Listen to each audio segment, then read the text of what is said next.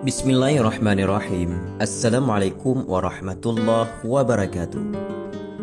Sahabatku beriman, Bani Israel merupakan keturunan Nabi Yakub alaihissalam yang berpedoman pada kitab Taurat sebagai petunjuk hidupnya. Bani Israel sangatlah berbeda dengan gerakan Zionisme yang lahir di negara Israel. Namun demikian, Bani Israel juga dikenal sebagai kaum pembangkang dan juga perusak. Dikisahkan Bani Israel pernah membuat kerusakan di Palestina hingga Allah Subhanahu wa taala menurunkan azab kepada mereka.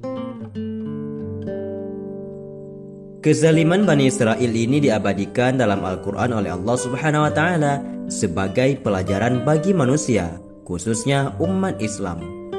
Kesombongan Bani Israel sangatlah melampaui batas, sehingga Allah memberikan hukuman yang pantas untuk mereka. Azab yang diberikan kepada Bani Israel ini terjadi setelah masa kenabian Nabi Yakub alaihissalam. Perilaku buruk Bani Israel banyak diabadikan dalam Al-Quran. Salah satunya sifat mereka yang keras kepala, ingkar, dengki, sombong, suka membangkang, menolak kebenaran, dan lain sebagainya. Dalam kitab Taurat, Allah Subhanahu wa taala memberitahu Nabi Musa alaihissalam bahwa Bani Israel akan membuat kerusakan di bumi Palestina sebanyak 2 kali. Allah pun menggerakkan musuh Bani Israel untuk menghancurkan mereka. Maka di balik itu semua, di video kali ini akan kita bahas tentang siksa Bani Israel yang tercantum dalam kitab suci Al-Quran. Allah Subhanahu wa taala memberikan siksa langsung atas maksiat Bani Israel.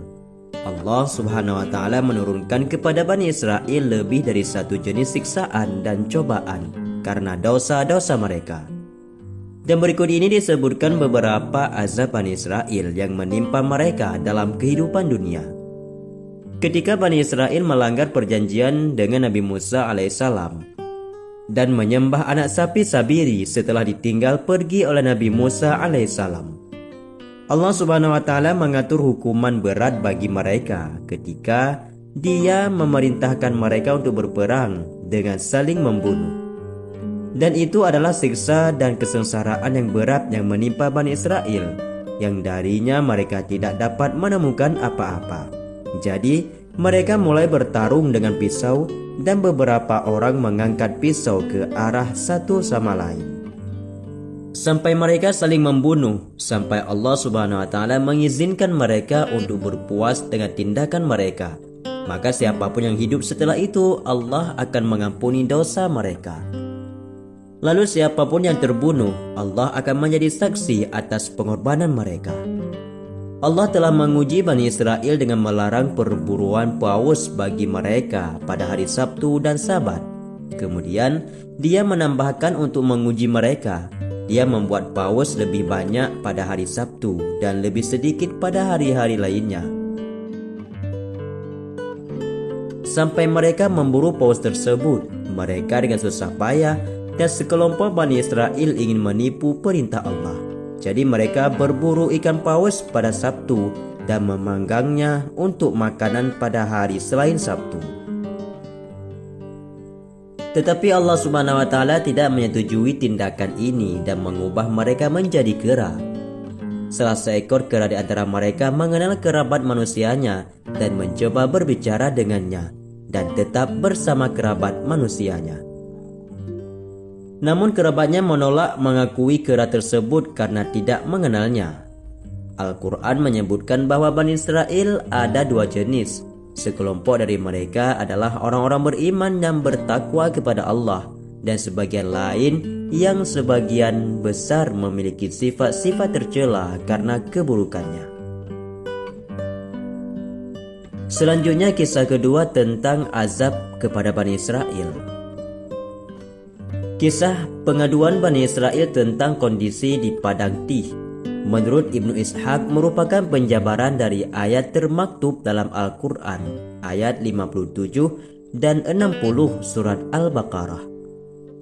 Selama lebih kurang 40 tahun Bani Israel hanya berputar-putar saja di lembah atau padang Tih tersebut. Mereka tak tahu apa yang harus diperbuatkan. Apakah itu merupakan siksaan bagi Bani Israel? Ada dua pendapat mengenai hal ini. Pendapat pertama menyebutkan bahwasanya kebingungan tersebut merupakan sebuah cobaan bagi Musa dan juga Harun serta siksaan untuk Bani Israel. Dan Allah mempermudah cobaan tersebut bagi Musa dan Harun sebagaimana yang diterima oleh Nabi Ibrahim tatkala dibakar di bara api. Dalam Al-Quran pada surah Al-Anbiya ayat 69 Allah berfirman, "Kami berfirman, hai api, menjadi dinginlah dan menjadi keselamatan bagi Ibrahim." Namun pendapat ini dianggap lemah karena sejumlah dalil menegaskan bahwa Allah Subhanahu wa taala tidak menyiksa Nabi bersamaan dengan kaumnya.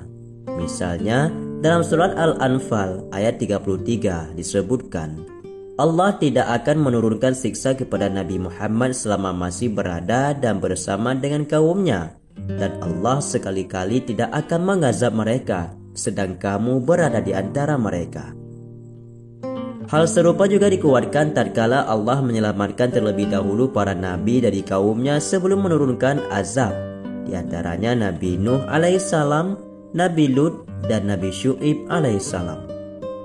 Oleh karena itu, menurut pendapat yang kedua yang merupakan pendapat terkuat ialah bahwa hakikat dan hikmah dari kebingungan tersebut adalah untuk regenerasi Bani Israel. Allah Subhanahu wa taala menginginkan pergantian generasi dan keturunan Bani Israel yang lemah menjadi generasi baru yang lebih kuat dan taat kepada Allah Subhanahu wa taala. Sebab selama kurun waktu kurang lebih 600 tahun Bani Israel berada di bawah penindasan Fir'aun hingga akhirnya Allah memerintahkan Musa dan kaumnya agar meninggalkan Mesir menuju tanah Palestina. Tujuannya tak lain untuk menyelamatkan generasi penerusnya. Sepeninggal Musa dan juga Harun, tongkat kepemimpinan Bani Israel dipegang oleh Yusha bin Nun bin Afraim bin Yusuf bin Yakub bin Ishak bin Ibrahim.